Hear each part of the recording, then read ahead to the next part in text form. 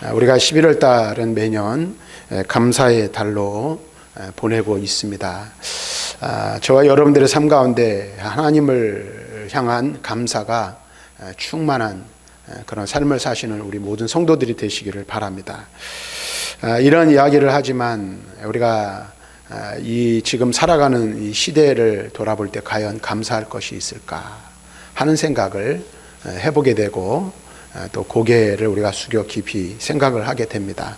우리가 잘 알고 있는 대로 지금 3년 넘게 코로나의 위기 속에서 지내고 있고, 조금 잠잠해지는 것 같아서 마음의 안심을 하면 또다시 코로나가 기승을 부리고 있습니다. 그래서 코로나가 다시 확산세를 이루고 있습니다. 특별히 염려하는 것은 독감과 함께 더 큰 어려움이 올 수도 있다라는 이야기를 들을 때 우리 가슴 한편이 무겁습니다. 또 지난주에도 잠시 언급했지만 지난 토요일에 이태원에서 대규모 참사가 일어나서 156명의 목숨이 그 생명을 잃었고, 또 190여 명의 그 부상자들이 발생을 하여서 한 주간 동안 국가 애도 기간을 보내면서 우리의 마음이 굉장히 무거워질 수밖에 없었던 그런 때를 보내고 있습니다. 지금도 우리가 이 일들을 생각할 때 참 마음이 무겁고 또 우리의 마음 한켠을 어둡게 하는 것들을 보게 됩니다.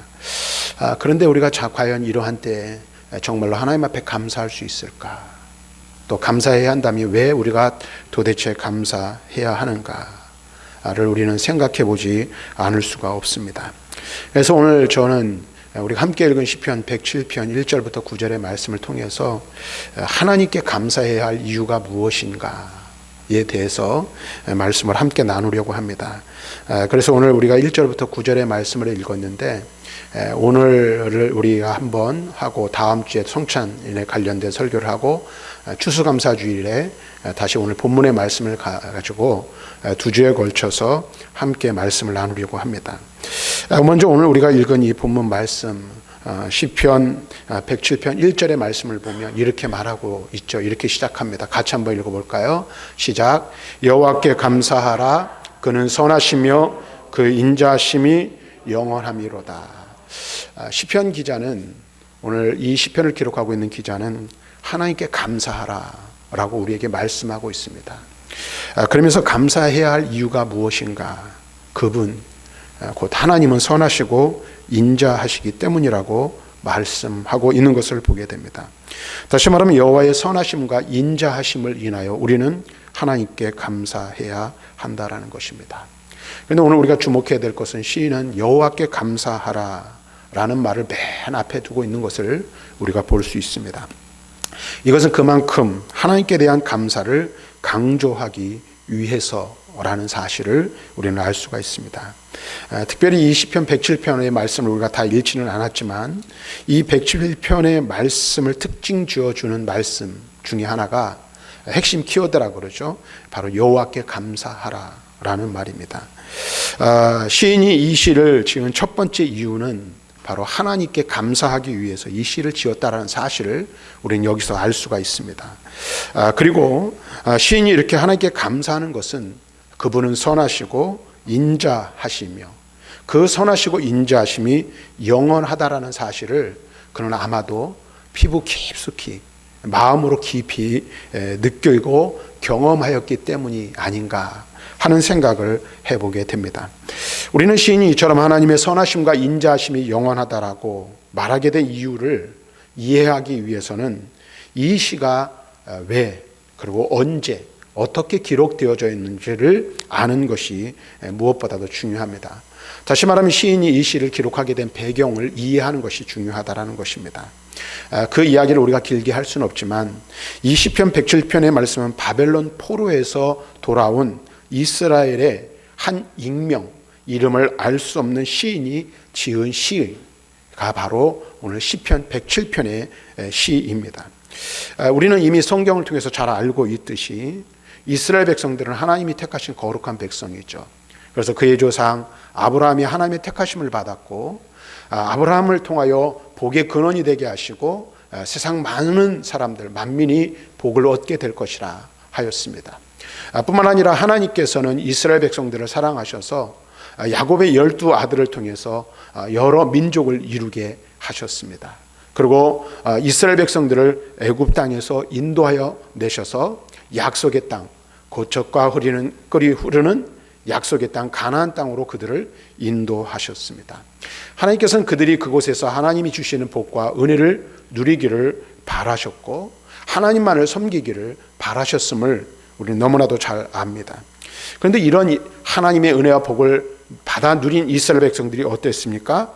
하나님의 거듭된 경고에도 불구하고 그들은 결국 하나님을 배신하고 우상을 숭배하며 하나님의 법을 거스르는 패역한 일을 행하기에 이르게 되었습니다.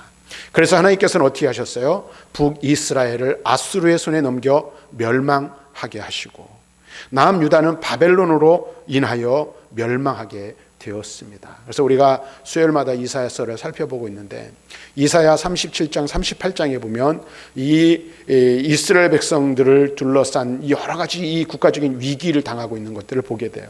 히스기야 때에 하나님의 도우심으로 그 위기를 벗어났지만 결국 시드기야로의 때에 하나님 앞에 패역함으로 말미암아 바벨론에 의해 이스라엘은 멸망하게 됩니다. 이스라엘의 나라가 단순하게 멸망된 것뿐만 아니라 많은 백성들이 바벨론의 포로로 끌려가게 되어 그곳에서 유배 생활을 하게 되는 것을 우리는 보게 됩니다. 여러분 보세요. 이와 같은 이스라엘의 모습을 볼 때 한마디로 말하면 최악의 상황 가운데 놓이게 되었다라는 사실을 알 수가 있습니다.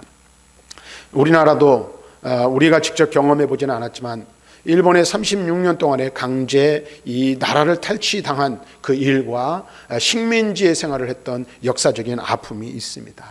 그때 많은 사람들이 그 독립을 위하여 힘쓰고 애썼지만 일제 강점기인 36년의 세월은 우리 민족에게 있어서는 굉장한 아픔의 시간이었고 고통의 시간이었고 암흑의 시간이었습니다. 그러니까 백성들에게는 어떤 희망도 없었고 어떤 소망의 빛도 발견할 수 없는 그러한 시대였음을 우리 너무나도 잘 알고 있습니다.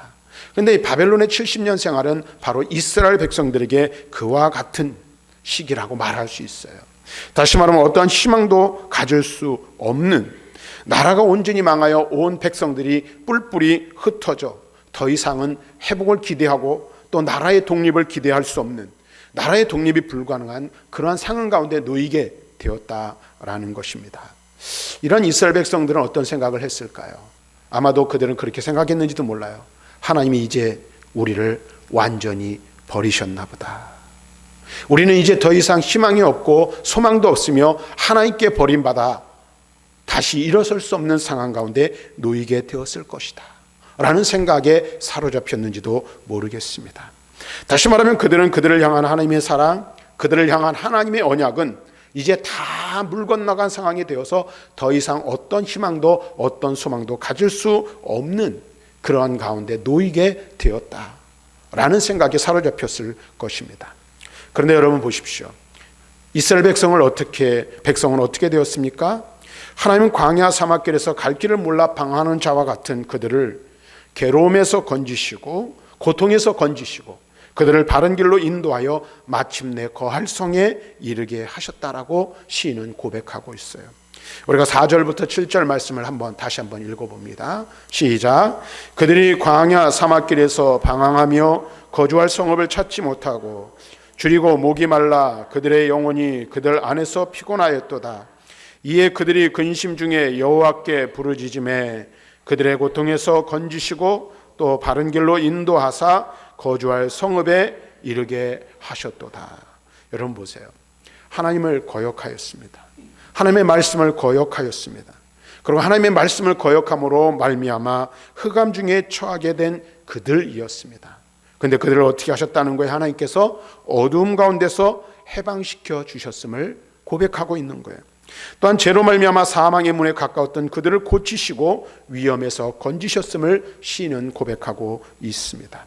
뿐만 아니라 그들 자신의 범죄로 말미암아 마치 풍랑의 한가운데 놓인 배처럼 다급함과 절망과 절박한 위험 가운데 있던 그들을 하나님께서 구원하신 것입니다. 그래서 시편 107편 2절과 3절에는 또 이렇게 말하죠. 같이 읽습니다. 시작. 여호와의 속량을 받은 자들은 이같이 말할지어다.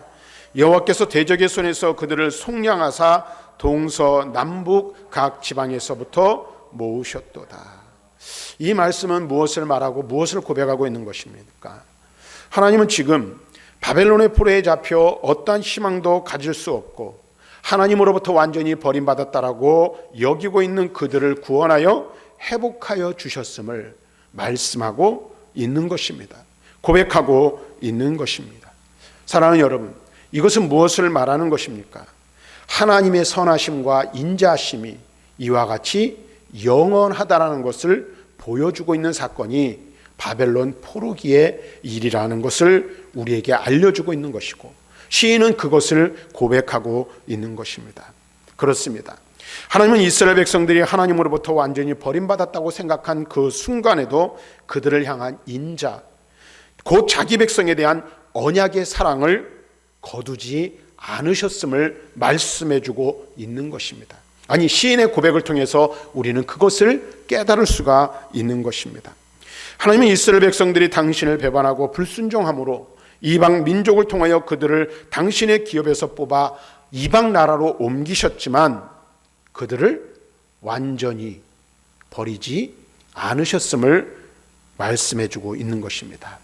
비록 그들을 하나님께서는 바벨론이라는 채찍을 들어 그들을 치시고 아수르라는 채찍을 들어 그들을 치셨지만 하나님은 여전히 어떻게 하셨어요? 그들을 사랑하셨고, 그리고 그들이 비록 포로로 잡혀가 뿔뿔이 흩어졌지만 포로되어 간 그곳에서도 하나님은 여전히 함께 하셨습니다. 그리고 그곳에서 그들의 고통을 보시고 그들의 부르짖음을 들으셨음을 말씀하여 주고 있는 것입니다. 그리고 결국 어떻게 돼요? 그들에 대한 징계의 기한 70년이 다가왔을 때 이방 땅에 흩어져 있던 그들을 모아 다시 고국으로 돌아오게 하심으로써 그들을 회복시켜 주신 것입니다. 사랑하는 여러분, 이 얼마나 감격스러운 일입니까? 세상에 이보다 더 감격스러운 일들도 없을 것입니다. 특별히 이 사건이 하나님의 선하심과 인자심을 영원함을 분명하게 보여주는 사건이라는 점에서 출애굽의 사건의 그 감격 이상의 감격스럽고 놀라움을 안겨주는 것임을 우리는 알아야 합니다. 그래서 이 시를 기록하고 있는 이름 모를 시인은 하나님의 은혜에 감격하고 감사하여 여호와께 감사하라고 외치고 있습니다. 하나님은 선하시며 그 인자심이 영원하기 때문에 하나님께 감사해야 한다라고 외치고 있는 것입니다. 그렇습니다. 하나님의 선하심과 인자하심은 영원합니다. 하나님의 선하신 성품이나 인자하심은 결코 변하거나 사라지지 않습니다. 하나님의 신실하신 속성, 그것은 영원하다는 사실을 우리는 분명히 깨달아야 합니다. 우리의 인생도 마찬가지죠. 우리가 바벨론의 포로로 잡혀간 이스라엘 백성들의 인생과 같은 그런 자리까지 이르지 않을지는 몰라도 우리도 인생을 살아가면서 크고 작은 어려운 일들을 만나게 되고 위험 가운데 빠지기도 하고, 우리 다른 사람들은 이해할 수 없다 할지라도 우리 스스로 생각할 때에 우리의 인생 중에 암흑과 같은 그런 시기를 지나온 때도 있었을 줄로 믿습니다. 또 국가적인 위기 속에서도 우리는 인생의 어두움을 경험하기도 하죠. 앞에서 말씀드린 것처럼 이태원 참사라든지 이 코로나 전 세계적으로 겪고 있는 코로나의 위기 속에서 우리는 정말로 암울한 그런 마음을 떨쳐버릴 수 없을 수도 있다라는 것입니다. 그런데 여러분, 꼭 기억하시기를 바랍니다. 변하지 않는 한 가지 사실이 있다는 것을 기억하시기를 바랍니다. 그럼에도 불구하고 여전히 하나님은 선하십니다. 하나님은 우리를 사랑하십니다. 우리를 사랑하시는 그 하나님은 누구와? 지금도 나와 우리와 함께 하시는 줄로 믿습니다. 그 하나님이 나를 능력이 오른손 권능의 오른팔로 붙들어 주십니다. 그러므로 우리는 그 하나님으로 인하여 감사하며 하나님께 영광을 돌려야 하는 줄로 믿습니다. 그래서 사도 바울은 성도들에게 뭐라고 말합니까? 범사에 감사할 것을 요구하고 있어요. 데살로니가전서 5장 18절 말씀 우리가 잘 알죠. 같이 읽어봅니다. 시작. 범사에 감사하라. 이것이 그리스도 예수 안에서 너희를 향하신 하나님의 뜻이니라. 우리를 향하신 하나님의 뜻이 무엇이라고요? 범사에 모든 일에 감사하는 것이다 라고 말씀하고 있어요. 왜요? 하나님의 선하심과 인자하심은 영원하시기 때문에 그렇습니다. 사랑하는 성도 여러분, 우리는 한번 생각해 보아야 합니다. 왜 감사해야 합니까? 그 이유는 어떤 상황 속에서도 하나님의 선하심과 인자하심은 계속되기 때문에 그렇습니다. 사랑하는 여러분, 하나님의 선하심과 인자하심의 영원하심을 확신하고 비록 우리가 인생의 최악의 가운데 놓인다 할지라도 하나님께 감사하는 저와 여러분이 될 수 있기를 주님의 이름으로 간절히 축원합니다. 그래서 오늘 성경 기자의 고백이, 오늘 우리 믿음의 선배들의 고백이 저와 여러분들의 고백이 되어야 할 줄로 믿습니다. 에스라 선지자는 이렇게 고백하고 있어요. 에스라 3장 11절에 말합니다. 같이 한번 읽어볼까요? 시작. 찬양으로 화답하며 여호와께 감사하여 이르되 주는 지극히 선하심으로 그의 인자하심이 이스라엘에게 영원하시도다 하니 모든 백성이 여호와의 성전 기초가 놓임을 보고 여호와를 찬송하며 큰 소리로 즐거이 부르며. 예레미야 선지자는 예레미야 예가에서 이렇게 말하고 있어요. 3장 22절과 23절 같이 읽습니다. 시작. 여호와의 인자와 긍휼이 무궁하심으로 우리가 진멸되지 아니함이니이다. 이것들이 아침마다 새로우니 주의 성실하심이 크시도소이다. 아멘. 오늘 이 선지자들은 무엇을 고백하고 있어요? 하나님의 인자하심으로 인하여 하나님을 찬송하고 있음을 우리들에게 보여주고 있습니다. 저와 여러분이 하나님 앞에 감사하며 감사로 영광 돌려야 할 이유가 무엇입니까? 하나님의 선하심과 인자하심이 영원하고 그 인자하신 하나님, 우리를 사랑하시는 하나님이 우리와 영원히 함께 하시며 영원히 우리를 붙들고 계시기 때문이라는 사실을 기억하고 하나님께 감사하는 저와 여러분들이 될 수 있기를 바랍니다. 다시 한번 오늘 우리가 읽은 시편 107편 2절과 3절 말씀을 한번 보도록 하겠습니다. 우리 한번 같이 읽습니다. 시작. 여호와께 속량함을 받은 자들은 이같이 말할지어다. 여호와께서 대적의 손에서 저희를 속량하사 동서남북 각 지방에서부터 모으셨도다. 시인은 이렇게 고백하고 있어요. 이는 시인이 여호와의 인자하심이 영원하다라고 선언하게 된 이유가 여기에 담겨 있어요. 특별히 오늘 말씀에 보면 대적의 손에서 저희를 속량하셨다라고 말하고 있는데 대적은 무엇을 말합니까? 원수를 의미하는 것입니다. 그런데 이 시인의 관점에서 보면 이 원수, 대적은 누구일까요? 바벨론을 의미하는 것입니다. 바벨론은 어떤 나라예요? 이스라엘을 멸망시키고 그 백성들을 포로로 잡아가 바벨론 각지에 흩어져 살게 하였습니다. 그런데 하나님은 이스라엘 백성들에 대한 징계의 기간이 찾아 페르시아의 고레스 왕을 들어 바벨론을 멸망시키시고 바벨론 각지에 흩어져 있던 이스라엘 백성을 한데 모으신 것입니다. 그리고 그들로 스룹바벨의 인도하에 다시 고국으로 돌아오게 하셨습니다. 그래서 그것에 대한 기사가 자세히 기록된 성경이 있는데 바로 에스라서임을 우리는 알고 있습니다. 사랑하는 여러분, 이런 이스라엘의 해방과 귀환은 그 누구도 상상하지 못했던 놀라운 사건이었음을 우리는 알아야 합니다. 그것은 한마디로 말하면 하나님의 특별한 구원의 은혜였다라는 사실입니다.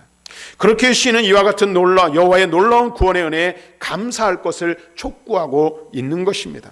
그런데 여러분, 이스라엘 백성이 바벨론 포로에서 구원받은 사건 이상으로 놀라운 사건이 있다는 것을 혹시 알고 계십니까? 바벨론에서 이스라엘이 구원받은 것보다 더 놀라운 사건이 있어요. 그렇습니다. 이스라엘 백성의 해방과 귀환보다 더 놀라운 구원의 사건이 있습니다. 그것은 바로 저와 여러분이 대적들로부터 구원받았다라는 사실입니다. 사실 이스라엘 백성이 바벨론 포로에서 구원받은 사건은 우리가 대적들로부터 구원받는다는 그 사실을 비추어주는, 예표해주는 그림자에 지나지 않는다라는 사실입니다. 그렇다면 우리가 구원함을 받은 사건은 무엇을 말하는 것일까요? 우리는 도대체 어디서 구원을 받은 것이며 우리의 대적 원수는 누구를 의미하는 것일까요?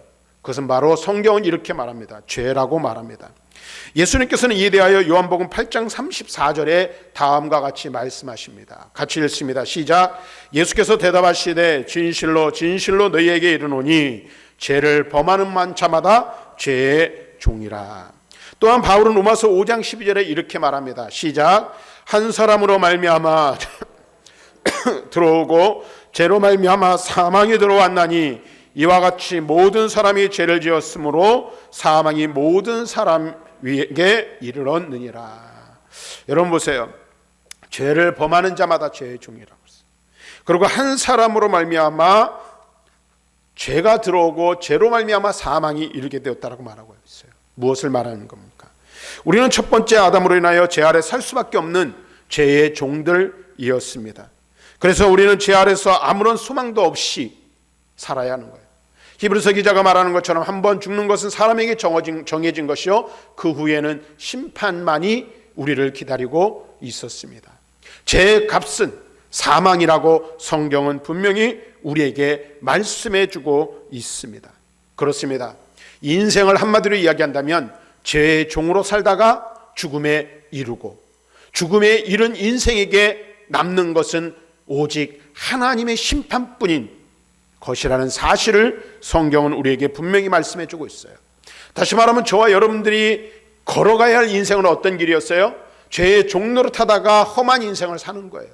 그리고 그렇게 살다가 결말이 어떻게 나는 거예요?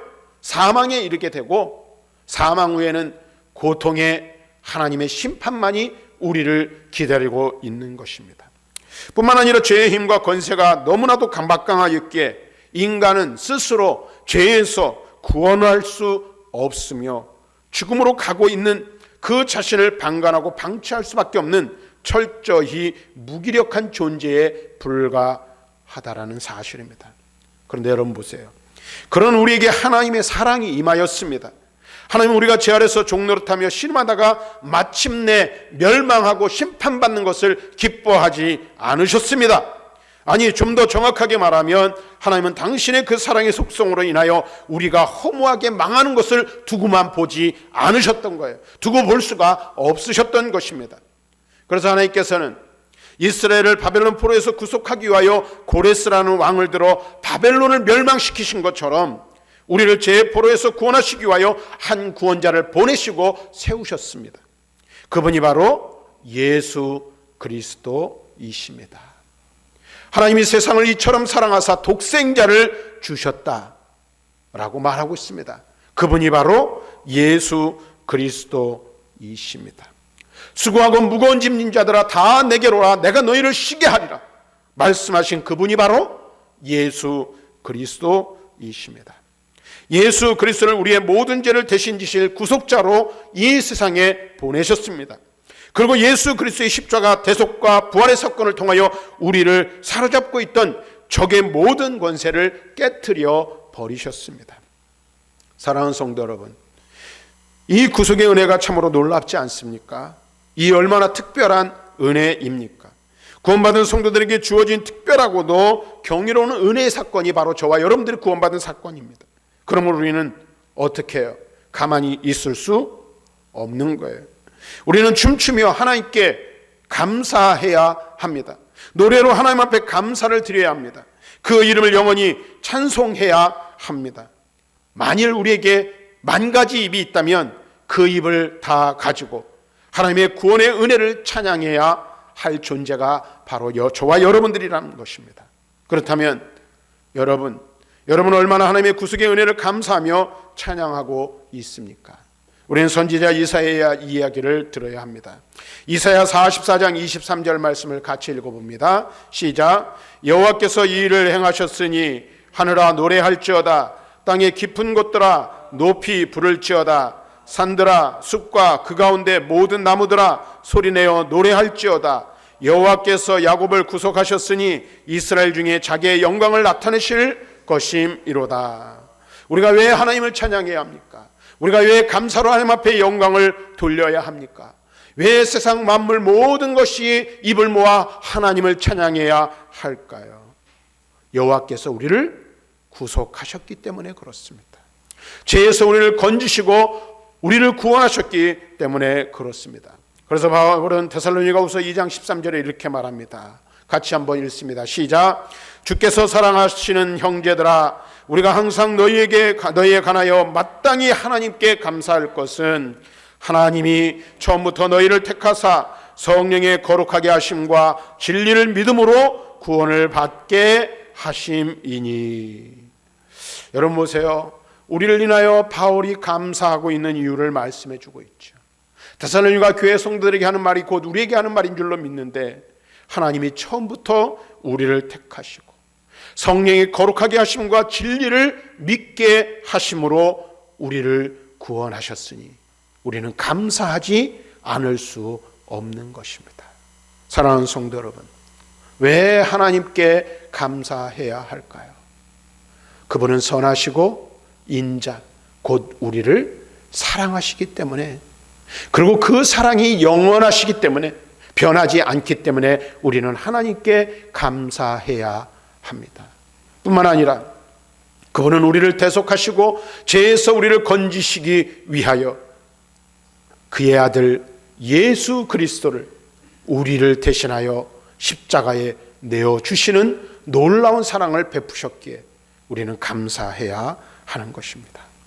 사랑하는 성도 여러분, 하나님께 감사합시다. 하나님의 선하심과 인자심이 영원함을 인하여 감사하며 우리에게 특별한 구원의 은혜를 베푸심을 인하여 감사하는 저와 여러분들이 다 되시기를 주님의 이름으로 간절히 축원합니다.